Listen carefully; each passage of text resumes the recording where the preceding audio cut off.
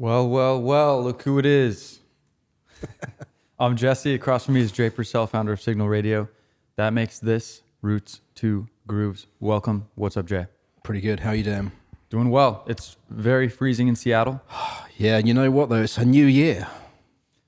We're here. We did it. We time traveled. Yeah, we recorded. This is the last show actually we recorded in December of 2020. I forget already. Two. But it will be released in 2023. It's fucking freezing. This is whole of America right now has this whole. I looked at the map. It's just like bright blue, like all thing across. And I have to fly to New Orleans this weekend, so hopefully I don't fly through it. Oh my god, that's horrible. We need to get Jay a private jet. Yeah, exactly. I think that's what we need to do. We need to be sponsored by a private jet company. Patreon. Then we could fly to meet all of these artists and in person, maybe. Help us out. Yeah. It starts with just leaving a comment or hit the like button. Yeah. That'll get us a private jet very soon. Yep. We appreciate you guys being here. What are we doing here today? We are talking about MisterWives. Yes. Indie rock band, pop rock band. Yes. Indie pop rock. Started in 2012 out of New York City. Yeah. We got a female vocalist, six-piece band. Yeah.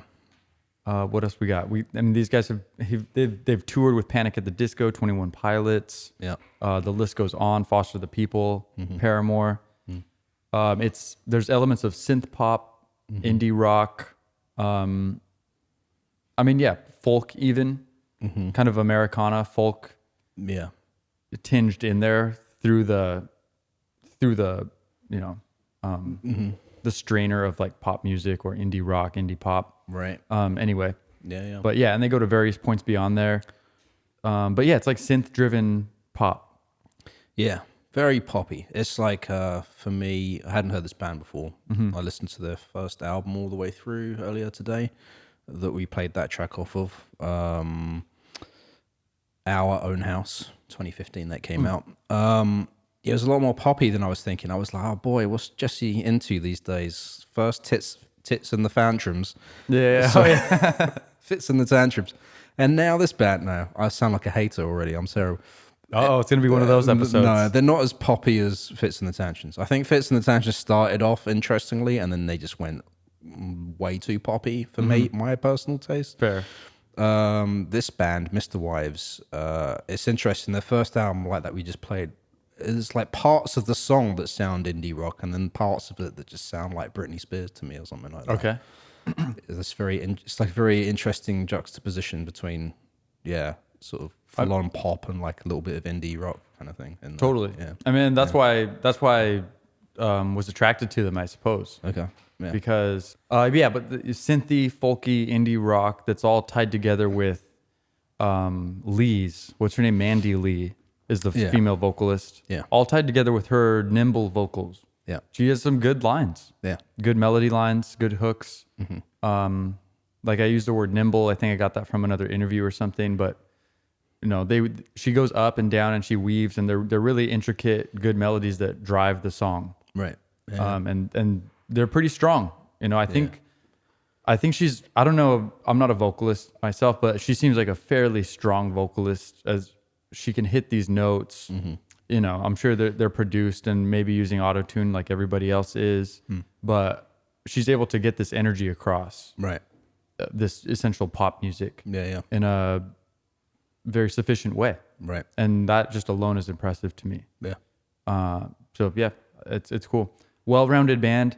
I came across this band because I heard one of their songs at the gym. Okay. And so I was just like, yeah.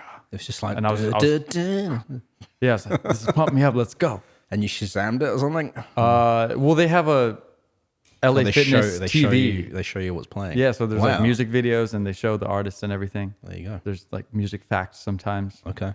So you don't go to Dave Matthews' gym anymore then, apparently? No, I switched gyms. Yeah. I was going, Yeah. Me and Dave Matthews went to the same gym. Yeah, I used to work out, yeah. I give him a high five when we're just in the locker room with our bath towels. That's not awkward at all. Yeah, that's right, yeah. I'm just kidding. That didn't happen. But I did see him in the locker room, and that was okay. I was too shy to hit him up and be like, hey, yeah, right. You need a guitar player? Exactly. Go on tour? You stand really close to him in the corner of the locker room asking these questions. Yeah. And it's like, Yeah, no. Like, hey, I was like, Dave, I have a podcast. Yeah, right.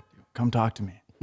But yeah, anyway, so I was at the gym and I heard this song and I thought it was a good jam. It was one of their poppy ones. It's called Where Do We Go From Here? It's going to be the 4th song that we play. Okay. We already have it planned out. Right. Yeah. So that'll be, second to last one we play on this.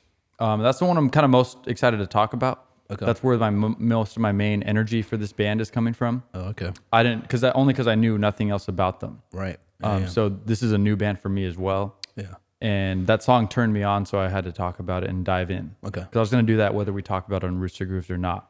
So All I right. figured I'm excited to hear it. I haven't heard it yet. I'm hearing it first time on this show. Right on. Yeah, what else we got? These guys have 3 albums out. Yeah.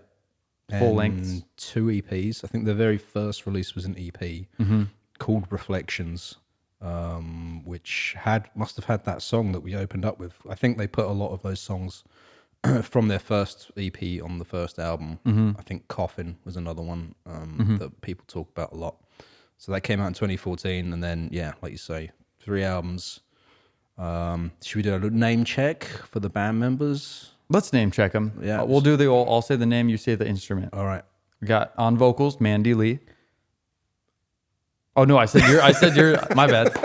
You completely confused me. Like, I don't even need Jay for this. I'll just say it all. Yeah. All right, we got William Hare, Bass, Etienne Bowler. percussion. I'm hoping I'm saying these names right. I think he might be Etienne. Etienne Bowler. Yeah. No disrespect. Percussion or drummer, basically. Yeah.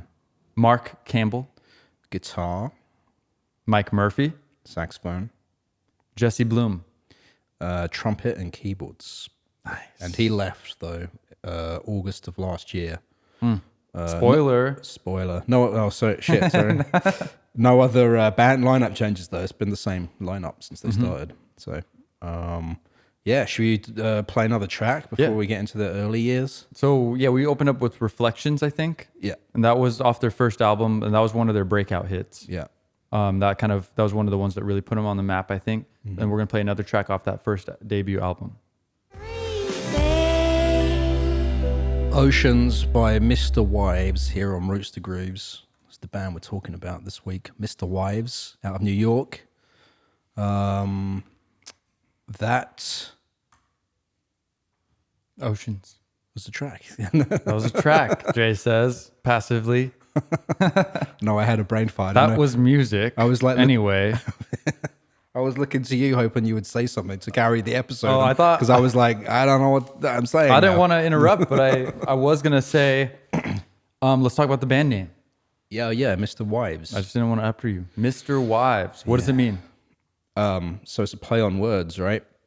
Yes. It's there's a Mormon term called sister wife, right? Sister Wives. Yeah. Have you seen the show Sister Wives? No, is that the one with who's in that? It's like this guy has 3 wives or something. Yeah, like I don't know the name, Okay, but it's yeah. like a dude with 3 wives or Okay, I think I've seen it. Not seen it, but plus or seen minus 3. poster or something. Yeah. The poster. I think this is an old show, right? That came out. It's been, yeah. There's it's probably some like, famous people in it. I feel like. But, I don't know about that, but Okay, all right. I remember. I could bet it was on 10 years ago. I don't know if it's still on. Let us know. Yeah.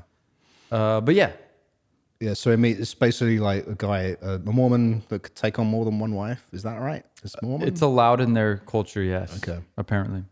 So it's a play on the term, basically meaning that Mandy has like married all of the band members and they're her husbands or something, but she's in control of it, Yeah. I think. Yeah. Yeah. So like kind of the opposite of sister wives. Yeah. Except there is another word for it. I can't remember which one it is. Like it's polyandry. Oh, polygamy? Polygamy, they're all, it's all specific. Okay, Polygamy would be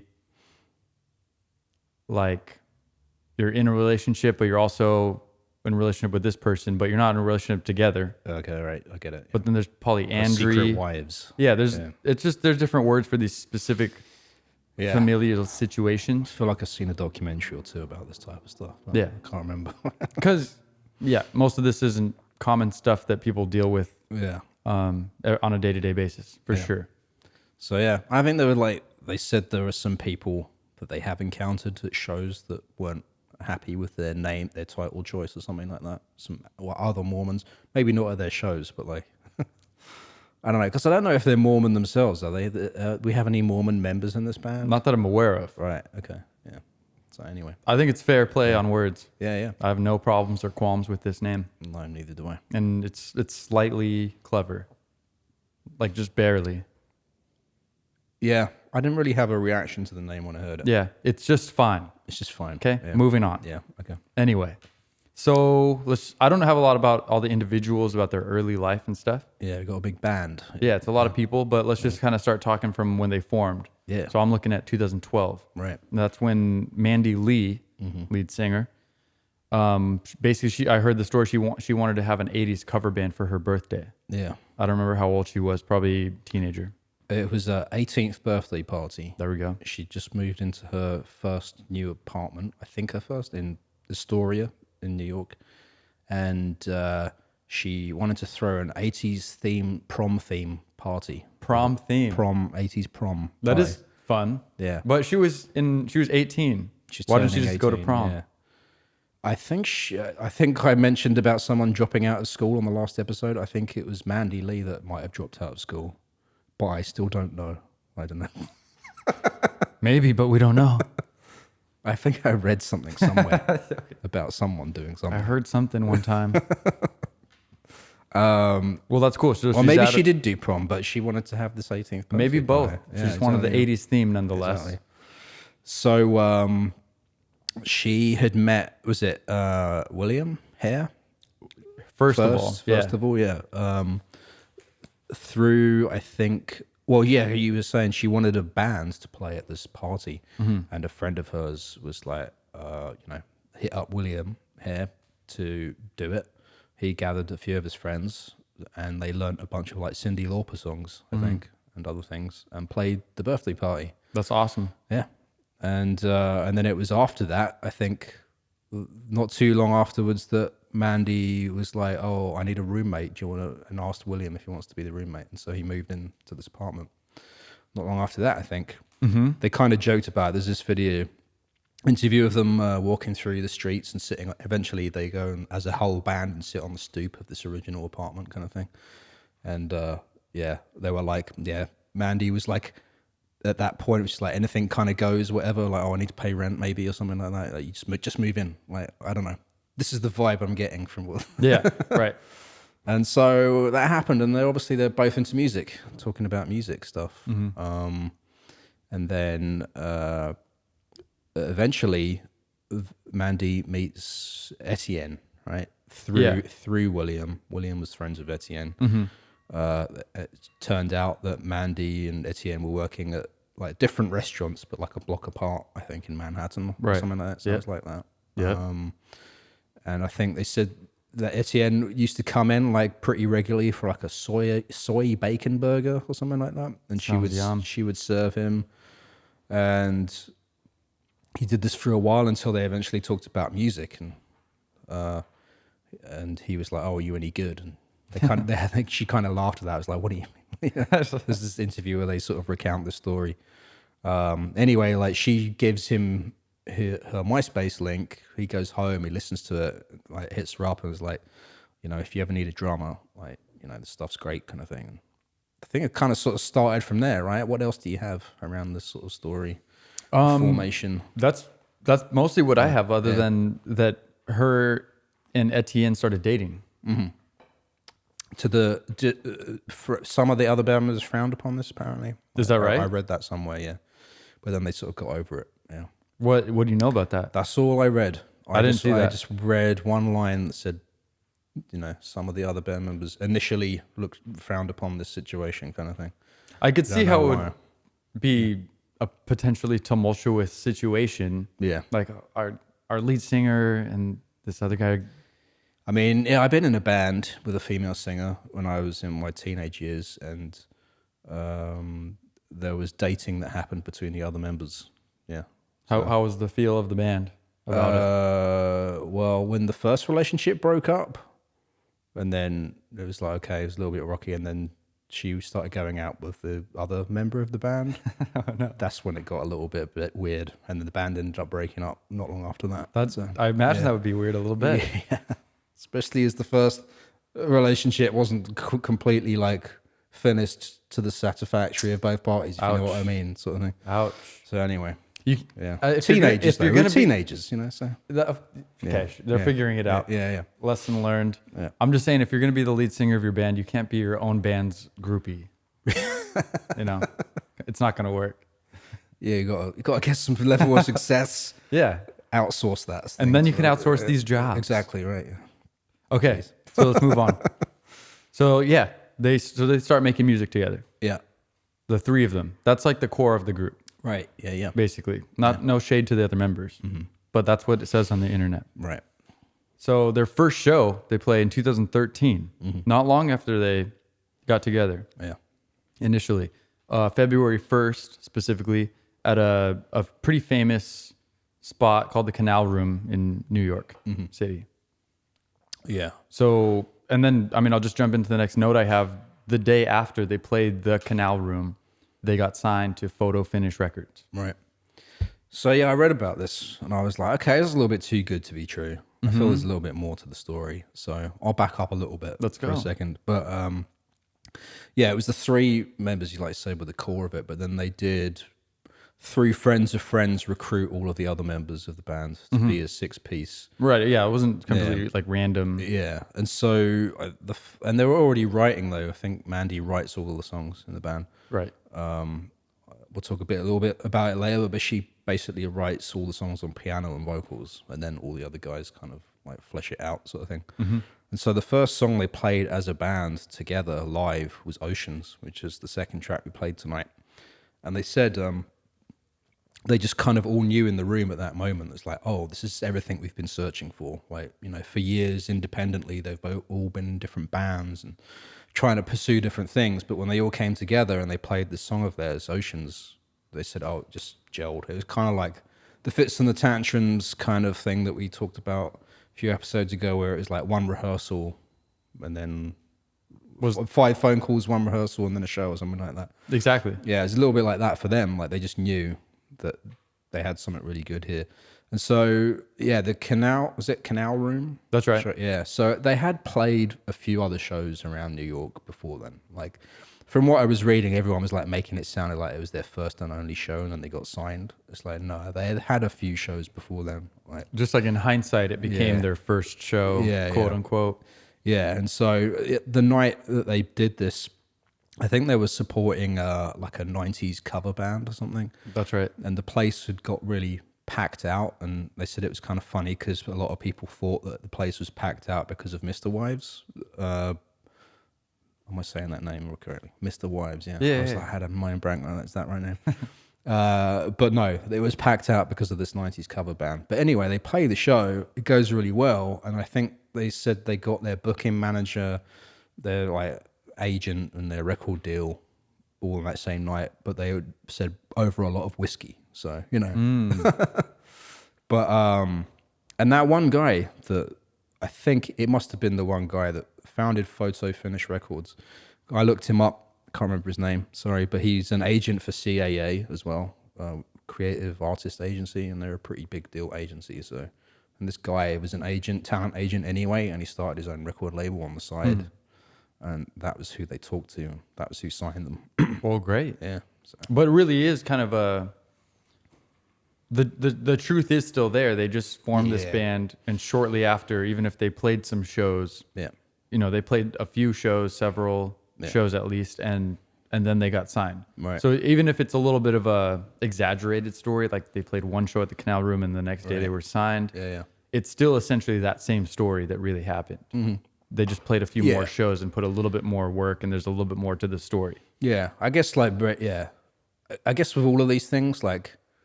Yeah, there is always usually one tipping point, one magical moment, one thing that happens. But yeah, there's a lot of work that leads up to it. I guess that's the thing I thought about it. Is like in retelling this, I don't want to make it seem like things happen out of nowhere, but sometimes they do, I guess. But you know, I just feel like there's got to be a little bit more of a story to this. That can't just be happen. There's got to be some work they put in. But anyway. And to pull back that curtain over this story, like. That's what we're here to try to find out. Yeah. I don't know. They just put in the work and they were ready for the opportunity. Yeah. Still. That's basically, we talk about that a lot, right? That's a popular term What's this phrase? You know, There's a little bit more of a phrase because we've talked about it before on this podcast. preparation, be prepared for success, some kind of... Like it's something about luck. Like if you want to be lucky, yeah. put in the work to be prepared to receive the luck. Luck is what happens when preparation meets hard work or something like Yeah, that. Something like it that, meets opportunity. Okay, yeah. Hard work and meets opportunity equals luck. Boy, We got it. we got it. I think we know the notion. Yeah, but you got hopefully you guys aren't bored out of your minds. Where you're like, I already heard this on the last episode. Exactly, yeah. But it's a very powerful thing, which is kind of the main point of what we're talking about on this podcast through all these episodes. Yeah. That's what we're trying to get to the bottom of what these people are doing and how they set their mindset in order to make these changes happen in their real life. Yep. And so this stuff that we're talking about, sometimes it sounds benign or it sounds repetitive, but it's because it's hardcore truth. And we're only saying it again because we're talking about a different artist and again, these concepts have raised their heads with this artist. Yeah. So, Yep. We're not just like superimposing this info on every episode. Exactly. It comes from these people and they're like, they said that. Yeah. We're just passing it on. Exactly. Yeah. So we can all learn and grow from it. Yeah. So they're killing it. They get signed. Yeah. They get signed. Good for them. And then I think they tour. I'm not sure who they toured with, but the first release they did was the EP Reflections 2014. But before they recorded it and put it out, this new label / manager managed to get them on a support tour kind of thing. Okay. So more grafting, on the road kind of thing. More cutting their teeth, more work. Yeah, and I think obviously you need, at that point, if you're playing live and people are hearing you, you want something out there that people can listen to, sort of thing. So hence the EP. Makes sense. Yeah. And that did really well. That just, all of a sudden blew up, right? Like I said before, Reflections, that track was kind of one that really blew up for them. Yeah. And I don't know, they were kind of, they were on their trajectory of being on the map, getting signed and getting on a tour. But that was just like, nail in the coffin. Yeah. No pun intended with the name Coffin. Oh, yeah, there's a track on here called Coffin Yeah. on the Reflections EP. But so it went well, and it's basically like said to everybody, like doubled down, like we're here, we really want to make music, and we're good. Yeah. We're gonna keep this up. Yeah, they so had 6 tracks, and one of them was iTunes free single of the week. Mm-hmm. I guess I don't know how that gets picked, whether you pay for that slot or not. I don't know how either. That sounds like some kind of connection Yeah. with the label or something, but I don't know. Very cool either way. It's one of the tracks, Vagabond, was selected as the opening theme for an MTV teen drama called Finding Carter. Never heard of it. Me either. But got to be some money that exchanged hands for that. Royalties, Somewhere, yeah. licensing Hopefully. fee, whatever. It sold 20,000 copies apparently, which is like I'm like, what? Downloads or physical copies? 2014 wasn't that long ago. 20,000 though. We don't know though. We don't know. Yeah. I didn't see. I just said 20,000 copies. I think when they say sold, it's physical. Yeah, really. I don't know. It's so hard to say. Not I don't like know. downloads. I don't. Yeah. No, you're right. Yeah. It could be a download, but that was. 2014. People were still buying albums from iTunes. from that point, it's almost 2024 now. That was Oh, Jesus like maybe the Christ, verbiage has changed since then. Yeah, that is quite a long time ago. Though. So I don't know.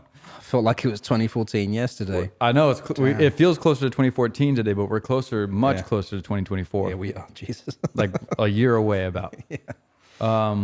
Okay, so I say we move on. Yeah. So they move on and record their first debut LP long player called Our Own House. Yeah. It's a cool, strong name. So they just have a demo or one EP and some demos to their name at this point. Right. But right before they released this, Yeah. and they had a lot of buzz going for it. Yeah. So then they dropped this in February 2015. Right. Yeah. The title has dual meanings. Apparently, the first is metaphorical. The metaphorical belonging the members feel with each other. And the second is in relation to the Treehouse, where Mandy wrote a lot of the lyrics and music for this album. Very cool. So I resonate with the first one. That's what I felt like Yeah. it was coming from. Like Definitely, we're our band. Yeah. Like personal agency. Like this is us. Yeah. We're gonna be this. Yeah. We're This is- building this. Yeah, our we're own building house. this. Yeah. No, that makes sense. Yeah. And I think, did you hear about this concept of what they called Bandcamp? Not the website, but like the band's I did not. Bandcamp. I did not. I think it was for this album. Basically, Etienne's parents have this like big house in the Bronx that has a big backyard, a tree house, a wine cellar, and a music studio. Wow. And I think they wrote all of the music for this album there. They partied a lot as well. They posted a lot of their partying on social media, which a lot of people maybe in their business side were like, are you actually writing the album or not? Like, Yeah. lots of sack races in the backyard and stuff like that, and poker games. Were they just on vacation? Like they were allowed to go to the studio and just they had no Yeah. other obligations other than work on music? Yeah. Etienne's parents had gone away, and so let them use the whole house. And So yeah, that's quite an opportunity. the whole focus was to write and record, I think. Yeah.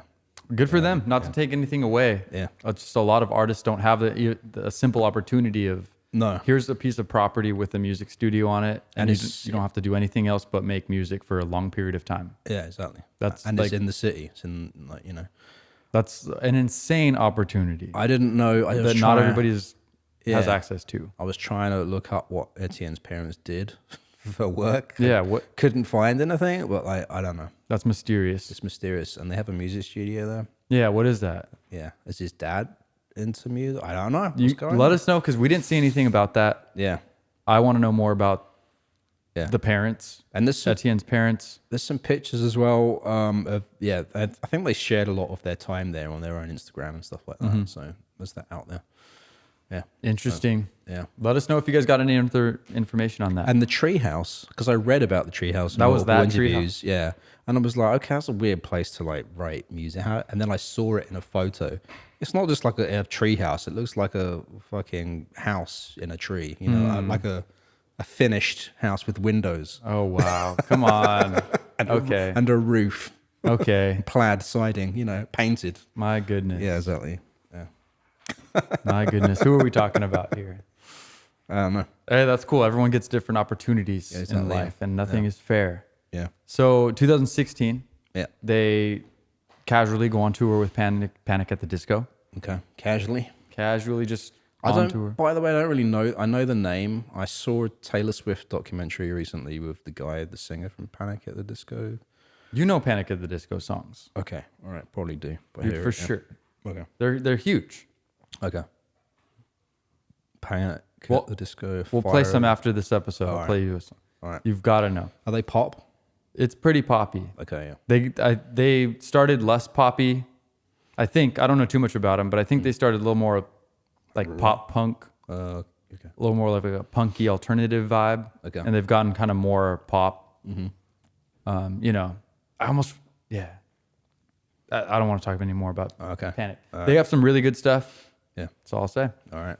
But I mean, just what a opportunity, Yeah. you know, to go on tour with Panic at the Disco. I'm sure that was arranged by the label that they Yeah. were signed to, Yeah, I think so. which is great. Yeah. So good for them. I'm just kind of moving quickly through this. Yeah, yeah. The next album is Connect the Dots. Right. 2017. Same label at this point. Yep. So this one, I think this album didn't chart or do as well critically as the first album, Okay. but it did enter the Billboard Alternative chart at 19, and it peaked in the top 200, Okay. and that was 2017. Yeah. So, you know, that's a success in my book. Yeah. That's great. Should we play a track off of this one then? I was have to say, I it think in we our have a track playlist. off Connect the Dots. Yeah. What do we got? Let's hear the difference. That was Machine by MisterWives off of their second album, Connect the Dots. And that was, I'm hearing Jennifer Lopez, Shania Twain, like an EDM Shania Twain. Yeah. Like it's a little bit country, a little bit country sounding, that track. I was like, I wouldn't think this band's from New York if you just played that track to me. Sure. Like, Yeah, not so much of an urban feel.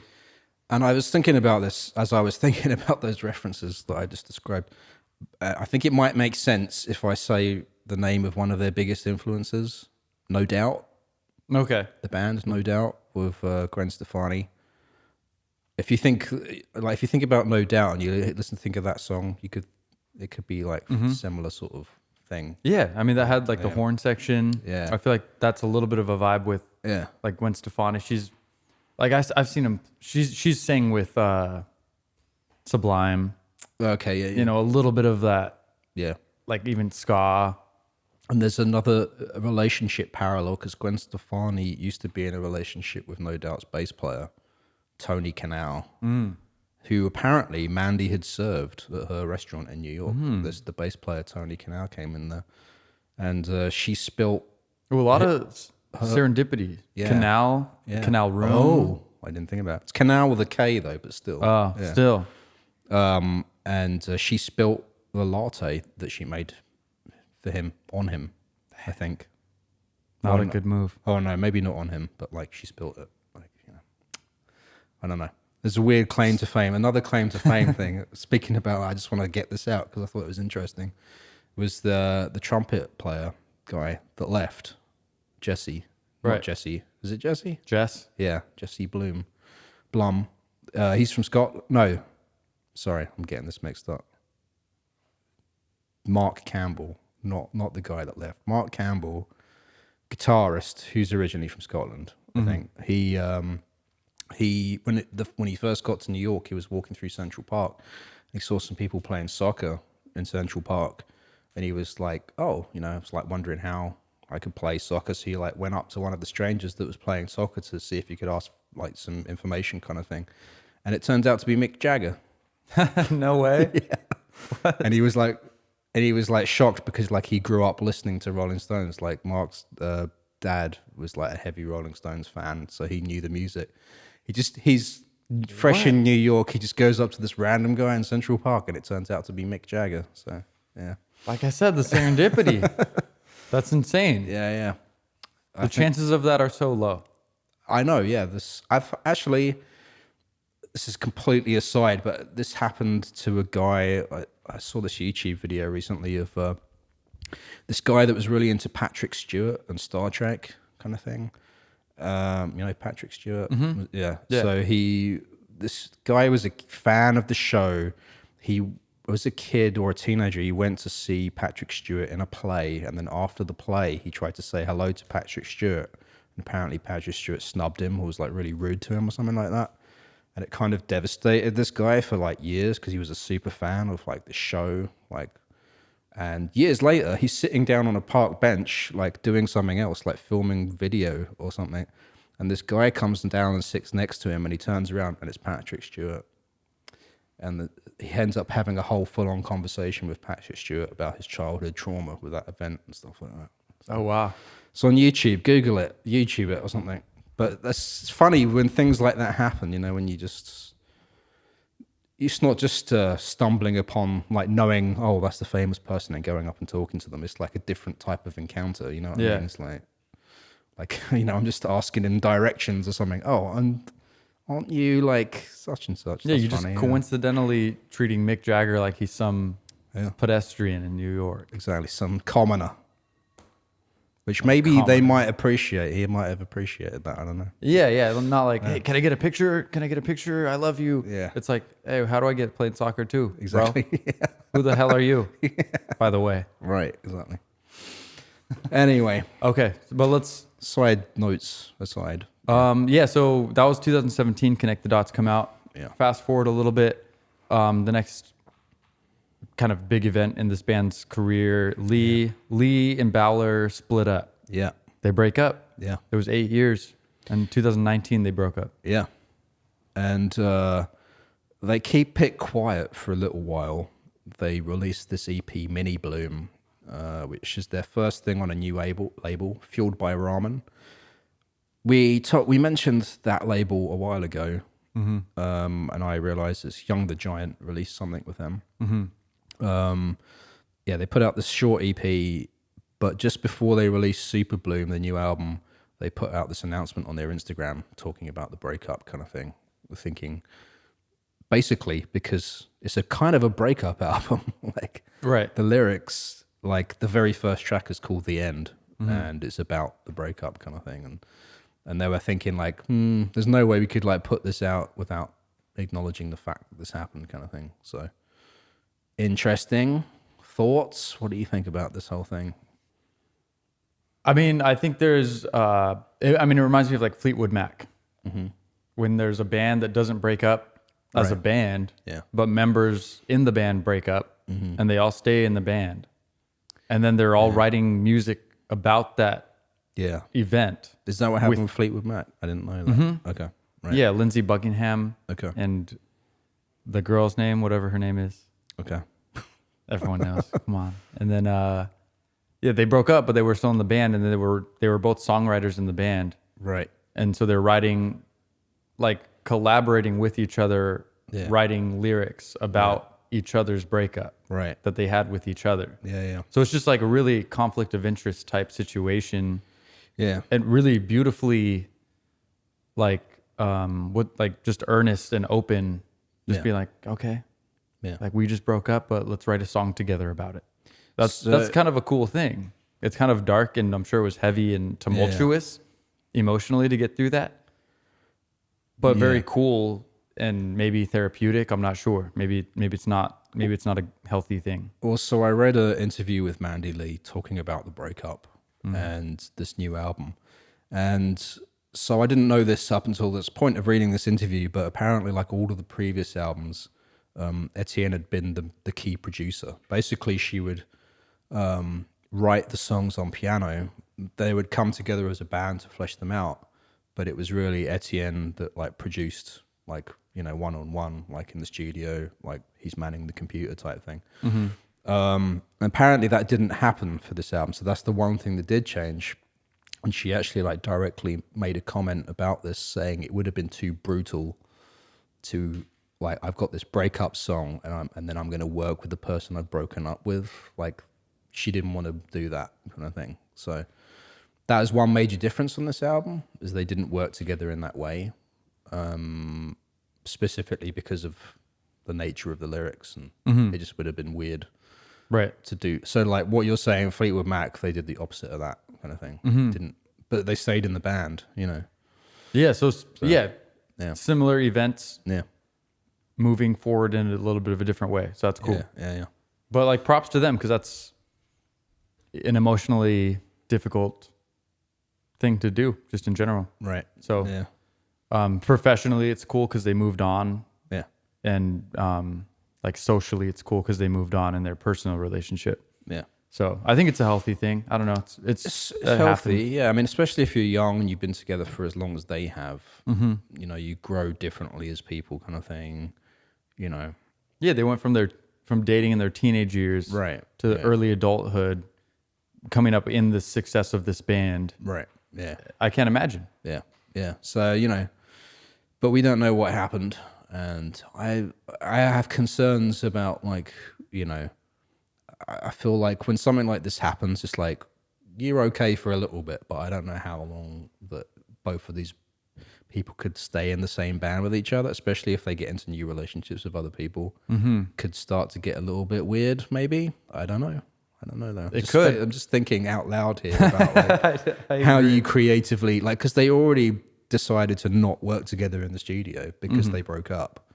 Right. But that was because of the lyrics. But still, you know, there's a little bit complex issue here, I feel like, anyway. It is. But yeah. Emotional conflict of interest. Yeah. But they figured out a way to move forward. Yeah. And I like that. Yeah. So good for them.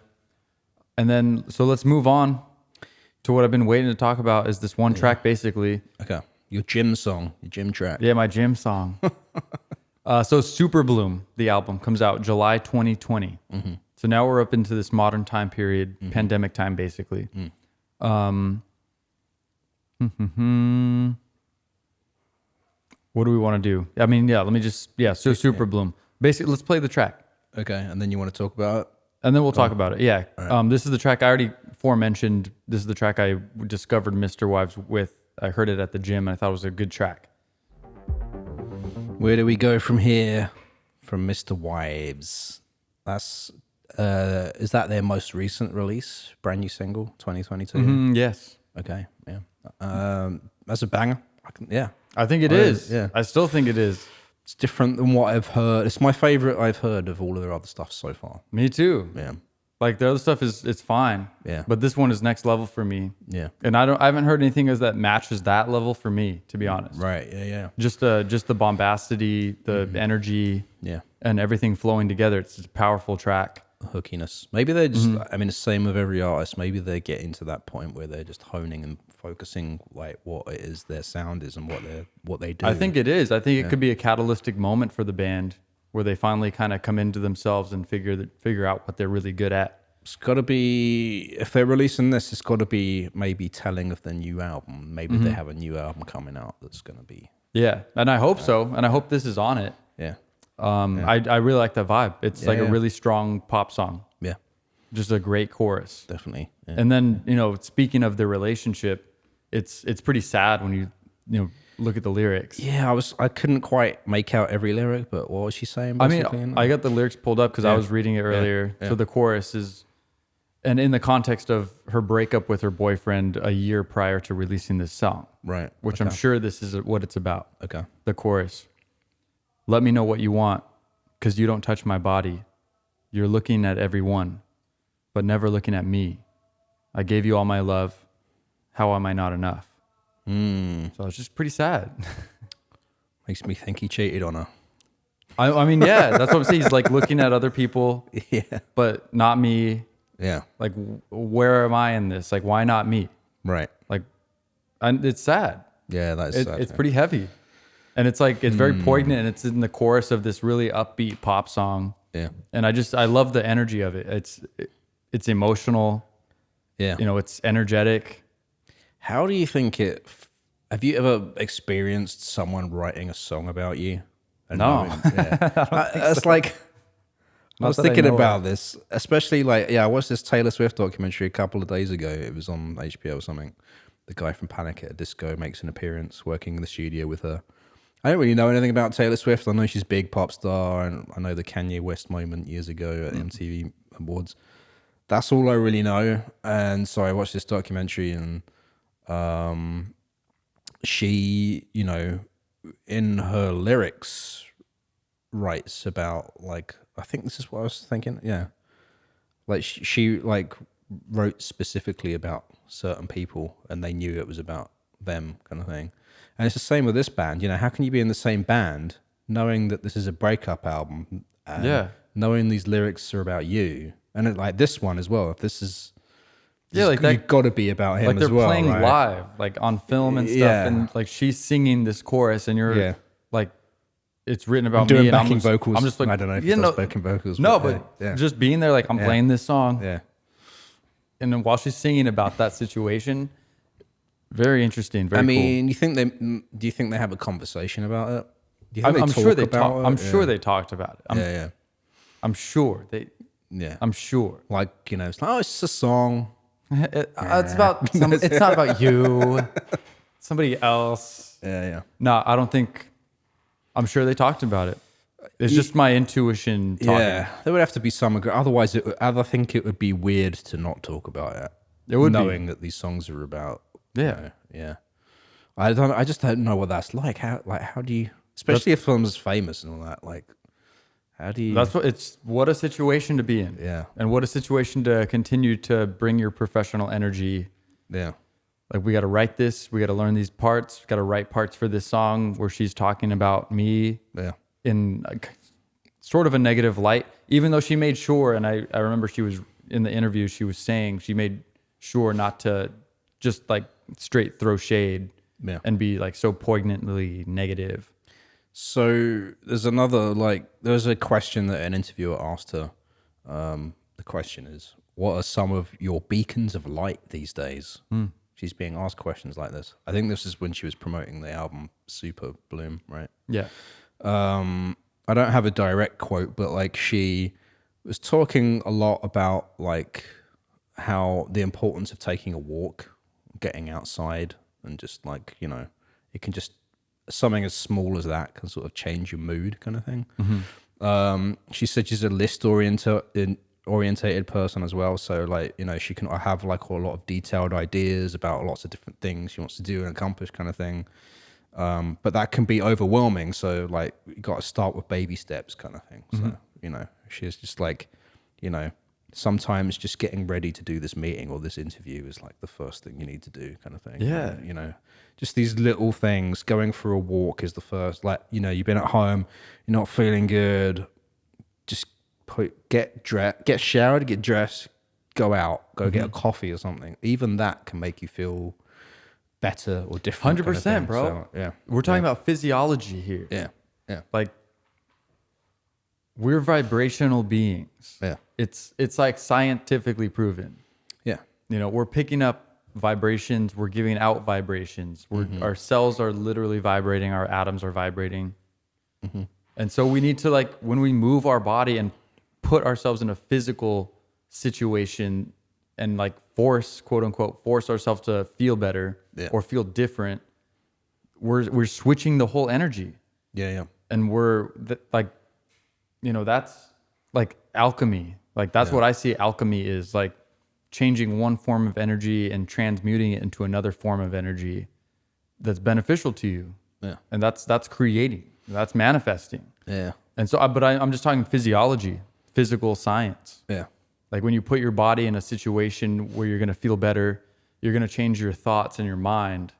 Well, that's And why that's going to dictate your actions for how you go about solving a problem. That's why like exercise is so important for depression, I think, and feeling low. Exactly. Yeah. Exercising just releases these endorphins kind of thing. And yeah, makes you, and that's a physical thing you have to do. Yeah. You know. It's completely physical. Yeah. It's tied to the mind. Yeah. So that's really important. And this is weird because unrelated, I felt this way recently. I've been like, I spent too many days in a row at home. Days in a row at home. You got it. You nailed it. I can say sentences. I hadn't spoken to a soul and I couldn't string words together. No, I was feeling a little bit gross, you know, because I mean, what are you doing at home? You're just kind of sitting around a lot, not really sort of moving, you know. And so just getting out, is freezing cold as it is, 24 degrees in Seattle right now. Just that makes you feel alive. You feel something. I get slapped through the face like, yeah, I'm awake now. Okay. Okay, I'm awake. Yeah. But it actually makes you feel better. I was like, I can breathe better. I'm like, okay, I'm awake. All right. Yeah, I'm alive. Yeah, exactly. Yeah. It's good to feel uncomfortable. Which is why, yeah, also like the pandemic thing of like people like complained about working from home and stuff like that. I loved it. I mean, I did that before pandemic anyway, but like, but yeah, I do have the separate office, you know, I do have to go because even just the act of physically walking and going to the office is something that changes your mood. Because if you just, otherwise I'll just like stay in my cave, like, you know, forever and never go anywhere or see anything. And you start to feel bad physically and mentally if you do that, I think. Yeah, like, 100%. Yeah. We're not meant to do that. Yeah, we're supposed to be out and about. Yeah. Whether your job is computers, or you have a physical job where you're moving all the time, our bodies are set up to be healthy by moving. Right. Yeah. We need to move. Yeah. Period. Full stop. That's all I got. Yeah. So a walk, that's what Mandy Lee's from MisterWives. That's what she says. I'm with Lee. Take a walk. Take a hike. All the Lees. Mandy Lee, Bruce Lee. Yeah. Follow them. Follow them. Powerful. Yeah. The Lees. No relation to Bruce Lee, I think. No, I don't think so. I don't. Well, I don't know. I mean, He did have children, but I don't know what they're doing. Yeah. Hey, that's all I got on MisterWives. Me too. Let's wrap her up. Let's Wrap it up. It's ended. Yeah. It's over. Thank you for being here, guys. Hit us up. Hang out with us online. We are on Instagram at Roots to Grooves, TikTok at SIGNL Radio. Spell it. SIGNL. Radio. Radio. Where else are we? YouTube.com/@Roots to Grooves. Boom. Yeah. And then if you want to contact us directly, you can hit us up on those other apps, but directly, we know you mean it. If you want to comment, some concerns, you have any cool facts about MisterWives or anything you want to say to us at all, at the email, Jay's got it for us right now. Roots to Grooves at signalradio.com. SIGNL radio.com. Roots to Grooves is a production of Signal Radio. For more music and independent culture, visit signalradio.com. That's SIGNL radio.com.